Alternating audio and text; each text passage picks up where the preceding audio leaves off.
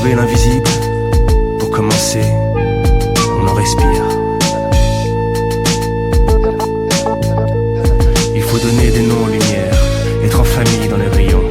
Il faut des couleurs à naître et des escadrons d'oies sauvages qui créent des flèches dans le ciel, des directions à suivre dans le chaos.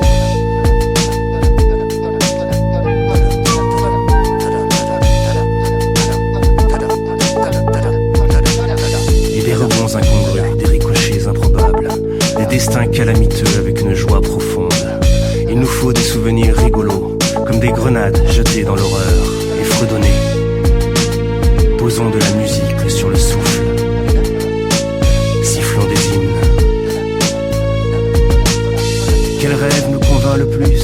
Comment réunir les miracles de la nuit, vus et dévitalisés? Ce n'est qu'un rêve, et les miracles en éveil, niais, non vus, et vitaux. Comment s'ouvrir le ventre à la merveille?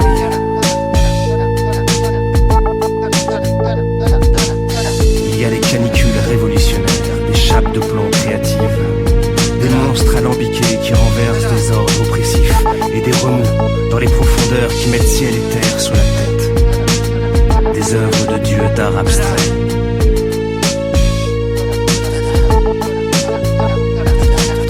On s'évertue à donner un sens.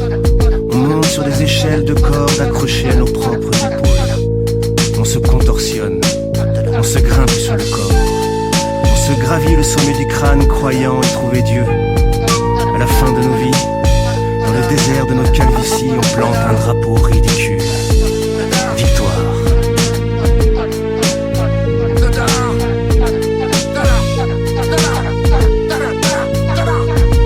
On crée des mouvements de foule baroque avec des étendards mystérieux. Des symboles retentissent dans l'éternité. Des échos qui se transforment et mènent leur propre existence. Une foule de visionnaires s'avance avec des solutions tous plus magiques les uns que les autres. Leurs regards exorbités font comme de la mousse. Nos croyances sont telles que les lois de la matière n'ont plus de prise. On se marre dans l'horreur, complice du jeu sacrificiel. On connaît le truc des martyrs, la bonne blague. Il faut des espoirs à rendre et des désirs tels quels, inassouvis comme des désirs. Il faut de foudroyantes capacités de transformation. Toute idée est autre chose. Il faut courir pour tester le monde. Des tentatives désespérées. C'est ça la vraie force en marche de l'espoir. La seule. Et tous les pièges sont confortables. D'étranges mécaniques battent dans le corps de la foule. Des élans de robots guident la civilisation. On crée des superstructures en Lego, comme des cris d'ego dans la matière. Des poussées acnéiques sur le visage de la terre. On construit des progrès paradoxaux comme un chemin de connaissance.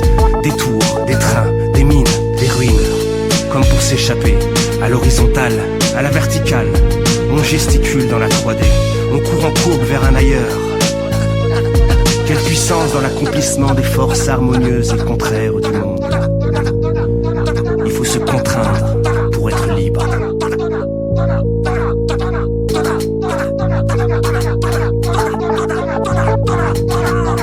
S'avancer et recevoir des lanternes, les porter vers le ciel, créer des astres humblement. Où sont ceux qui savent, ces enfants de la conscience, les petites mains de la grandeur, qui a gagné le nom d'ange dans ce climat social? Où sont ceux qui vivent dans un horizon dénoué?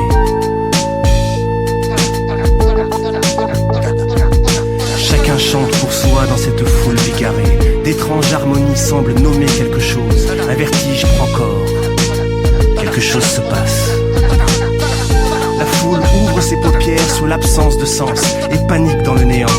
Toute la belle idée du monde est décapitée. Chaque geste reprend son instinct propre. L'incohérence. L'incapacité de maintenir la vie dans une vision du monde. Voilà toute l'histoire des civilisations. Seul embrasser le vide en conscience peut endiguer la panique.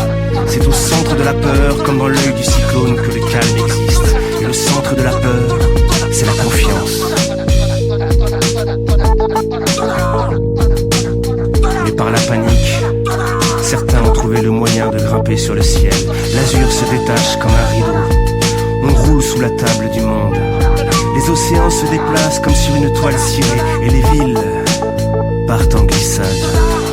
Où est passée la belle lucidité qui irradiait le monde d'un sourire convaincu? Où sont les certitudes posées sur le vide? Nous voilà déjà déchus.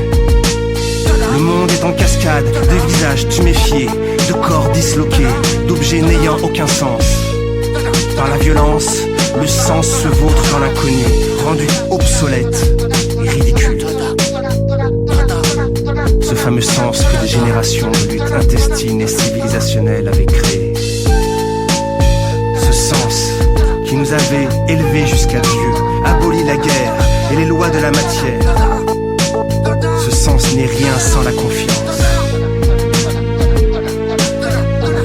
C'est ainsi